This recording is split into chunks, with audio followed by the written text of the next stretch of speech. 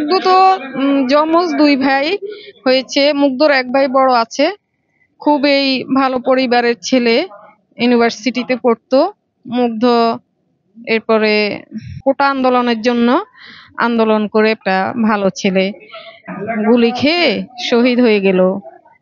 তো আমার খালাম্মার ছেলে আর কি, খুব ভালো মানুষ। ওদের বাড়ি হচ্ছে ব্রাহ্মণবাড়িয়া, মুগ্ধদের বাড়ি। আমার খালাম্মার বাড়ি হচ্ছে ফতেপুর চৌধুরী বাড়ি। তো মুগ্ধর মা বাবা খুব ভেঙে পড়েছে, আমরাও পুরা গোটা আত্মীয় স্বজন ভেঙে পড়েছি মুগ্ধর এই অকাল মৃত্যুতে। আমরা এটা আশা করিনি। আমার বাড়ি কুমিল্লা, আমার বাসা ঢাকা মালিবাগে থাকি আমি। লেখালেখি করি, আমার বইও বের হয়েছে আন্তর্জাতিক বাজারে। মুগ্ধ গিয়েছিল কয়েকবারে, খুবই অমায়িক। ওর স্মৃতিগুলো ভোলা যায় না, ভুলতে পারি না। খুব ভালো ছেলে ছিল, অনেক স্মৃতি ওকে নিয়ে আমাদের আছে। আর ও তো আমার ছোট ভাই, ওদেরকে আমি অনেক আদর করতাম। ওরা আপু আপু ডাকতো আমাকে। স্মৃতিগুলো মনে হলে আর কি চোখ দিয়ে টপ টপ করে জল গড়িয়ে পড়ে। এই মৃত্যু মানা যায় না। এর মধ্যে কি কথা হয়েছিল আপনার সাথে? এর মধ্যে তো না, যখন ওই যে সারা দেশে কোটা আন্দোলন হচ্ছিল তখন তো দেশের অবস্থা, নেট নাই, কিছু নাই, সব বন্ধ, থমথমে অবস্থা বিরাজ করছিল। কেউ কারোর সাথে যোগাযোগ ছিল না। তো ভয়ে আতঙ্কে ছিলাম আমরা, যে ইউনিভার্সিটি তো আমাদের অনেকেই পড়ে, না জানি কি হয়, না জানি কি হয়।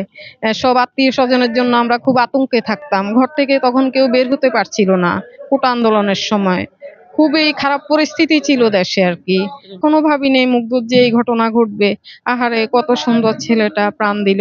আমাদের এমন লাগছে, ওর মা বাবার থেকে কেমন লাগছে। জি জি, আপন খালা, ওরা 3 ভাই, বোন নাই মুগ্ধর। আমার খালাম্মা তো গৃহিণী, আর খালু আমার ব্যবসায়ী আর কি।